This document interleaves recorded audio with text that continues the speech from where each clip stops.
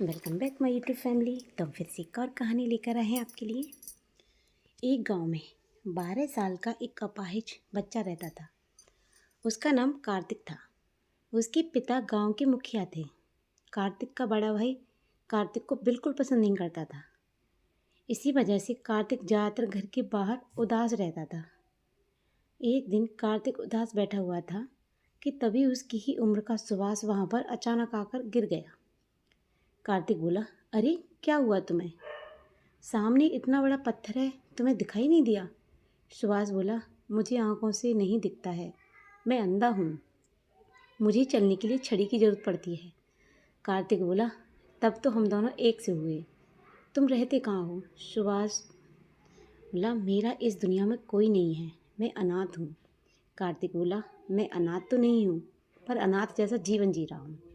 सुभाष बोला, क्या तुम मेरे दोस्त बनोगे? कार्तिक बोला, क्यों नहीं, गांव में मेरे साथ कोई नहीं खेलता, कोई मुझसे बात तक नहीं करता। सुभाष बोला, आज के बाद मैं तुमसे बात करूंगा, आज से हम दोनों पक्के दोस्त हो गए। उस दिन के बाद सुभाष और कार्तिक में गहरी दोस्ती हो गई। मगर कुछ दिन बाद अचानक सुभाष गायब हो गया। कार्तिक ने उसे बहुत ढूंढा मगर वो नहीं मिला। सुभाष का इंतजार करते हुए कार्तिक जवान हो गया। एक दिन कार्तिक अपने कमरे में गहरी नींद में सो रहा था कि तभी उसकी बड़ी भाभी गुस्से में कमरे में आई और बोली, दोपहर के 12 बज रहे हैं, साहबजादे अभी तक सो रहे हैं, सब्जी नहीं लानी? कार्तिक बोला, क्या दोपहर के 12 बज गए? माफ़ करना भाभी, कल मुझे पूरी रात नींद नहीं आई। उसकी भाभी सुमन बोली, ऐसा क्या कर रहे थे रात में कि पूरी नींद ही नहीं आई? कहीं किसी लड़की से कोई चक्कर तो नहीं हो गया? कार्तिक बोला, ये कैसी बातें कर रही हो आप भाभी, मेरे इस तरह के संस्कार बिल्कुल नहीं हैं। सुमन बोली, तुम कोई कामकाज तो करते नहीं हो, तुम्हारा काम तो बस बैसाखी पकड़कर इधर उधर घूमना रह गया है। कार्तिक बेचारा बैसाखी पकड़े हुए बाजार चला गया। बाजार में कार्तिक सामान खरीद ही रहा था कि तभी उसका जानने वाला एक व्यक्ति मिल गया। वो बोला, क्या हाल है कार्तिक, आज तुम्हारा चेहरा कैसे उतरा हुआ है? कार्तिक बोला, अब तुम्हें क्या बताऊं, मेरी माँ मुझे बचपन में छोड़कर चली गई। सोचा था जब भैया की शादी हो जाएगी तो भाभी मुझे माँ की तरह प्यार करेंगी, मगर भाभी मुझे अपमान करने का कोई मौका नहीं छोड़ती। वो आदमी बोला, तो तुम इस बात की शिकायत अपने पिताजी से क्यों नहीं करते हो? वो तो गांव के मुखिया हैं, दूसरों की समस्या सुलझाते हैं, क्या अपने घर की समस्या नहीं सुलझा सकते? कार्तिक बोला, मैं डरता हूँ, पिताजी मुझसे बहुत प्यार करते हैं, अगर उन्हें मेरे लिए भाभी के बुरे बर्ताव का पता लगा तो वे बहुत ज़्यादा नाराज़ हो जाएंगे। आखिर मुझे रहना तो उनके साथ ही है ना। अच्छा मैं चलता हूँ, नहीं तो भाभी नाराज़ हो जाएगी।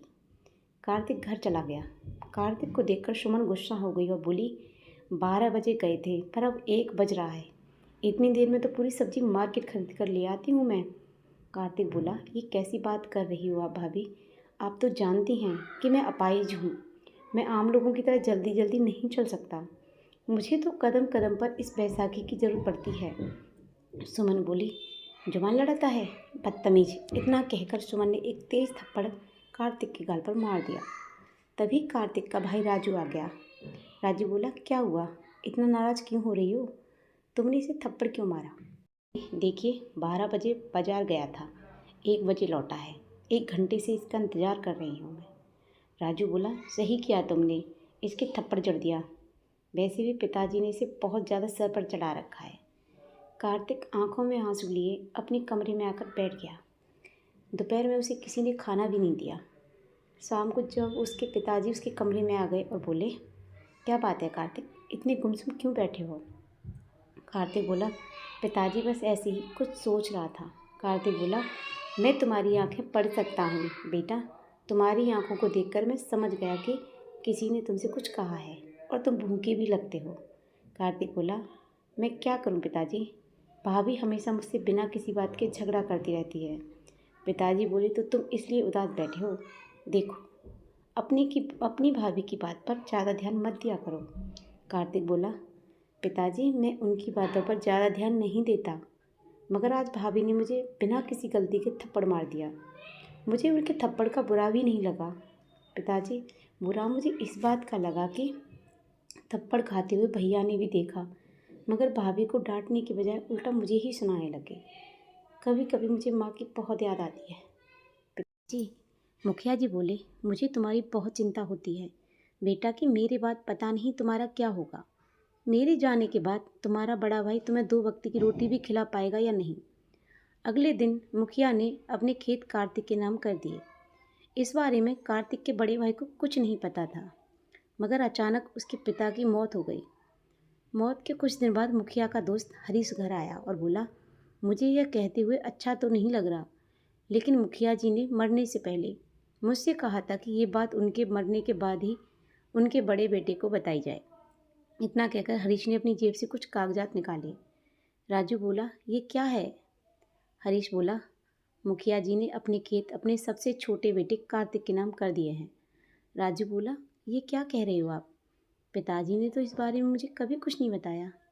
हरीश बोले, शायद उन्हें लगता था कि उनके मरने के बाद तुम कार्तिक को और ज़्यादा परेशान करोगे, इसलिए उन्होंने अपने दोनों खेत छोटे बेटे के नाम कर दिए।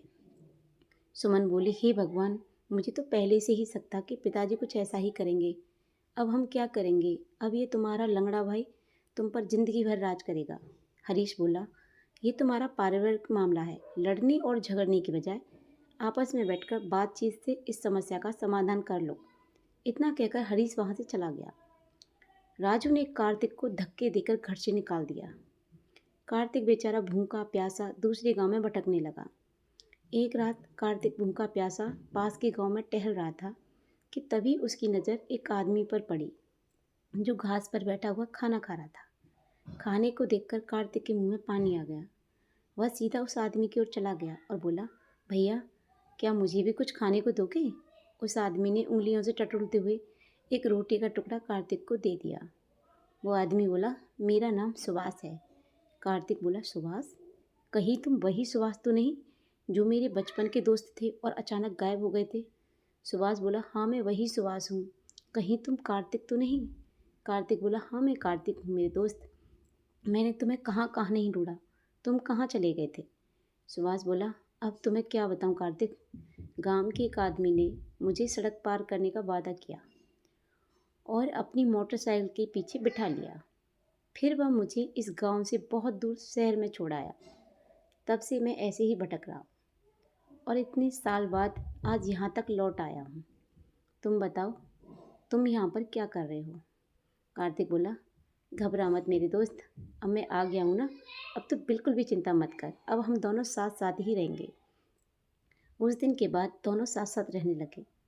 एक दिन कार्तिक कहीं जा रहा था, तभी हरीश उसे मिला और बोला, मैंने तुम्हें कहाँ कहाँ नहीं ढूंढा कार्तिक, तुम इस गांव में क्या कर रहे हो? तुम्हारे भाई ने बताया कि तुम घर छोड़कर भाग गए। कार्तिक बोला, अब मैं अपने भैया से क्या उम्मीद कर सकता हूँ? बोलिए चाचा जी, क्या ज़रूरी बात करनी है? हरीश बोला, बात यह है कार्तिक कि वसीयत करने से पहले तुम्हारे पिताजी ने तुम्हारी जांच करवाई थी। कार्तिक बोला, हाँ मुझे याद है, पिताजी मुझे एक डॉक्टर के यहाँ ले गए थे, उसने मेरी खून की जांच की थी। हरीश बोला, कुछ दिनों पहले ही रिपोर्ट मुझे मिली है, तुम्हें एक गंभीर बीमारी है। कार्तिक, तुम इस दुनिया में कुछ दिनों के ही मेहमान हो। हरीश की बात सुनकर कार्तिक अंदर से हिल गया, उसकी आंखों से आंसू बहने लगे। कुछ देर बाद कार्तिक हल्की मुस्कुराहट के साथ बोला, वैसे भी ज़िंदगी में मुझे कभी सुख तो मिला नहीं। फिर बोला, तो क्या आप मुझे सिर्फ ये बताने के लिए यहाँ आए हैं? हरीश बोला, मैं जानता हूँ कार्तिक कि तुम्हारे भाई और भाभी का तुम्हारे साथ व्यवहार कितना बुरा था और उन्होंने तुम्हें धोखा देकर घर से बाहर भी निकाल दिया था, लेकिन उन्हें उनके किए की सज़ा भी मिल चुकी है। कार्तिक, तुम्हारा बड़ा भाई अब सड़क पर आ चुका है और तुम्हारी भाभी सड़कों पर भीख मांगकर गुजारा करती है। कार्तिक बोला, मैं इस बात को नहीं मानता चाचा।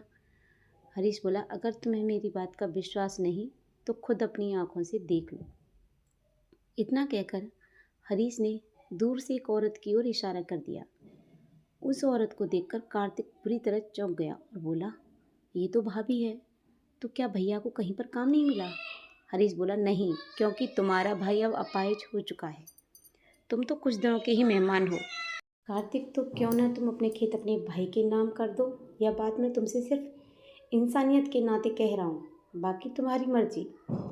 हरीश की बात सुनकर कार्तिक कुछ सोचता हुआ बोला, मैंने सोच लिया है चाचा जी, मुझे क्या करना चाहिए।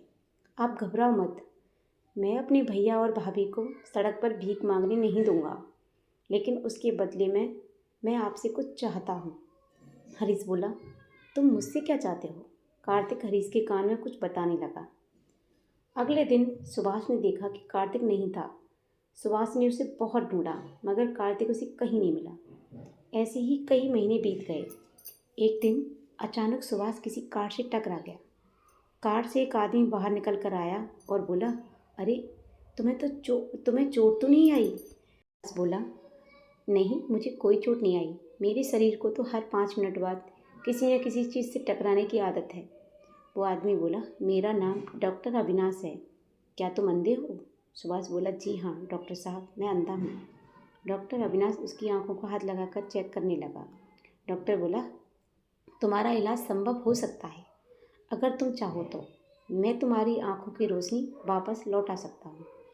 ये सुनकर सुभाष खुशी से झूम उठा और बोला, सच में देख सकता हूँ डॉक्टर साहब?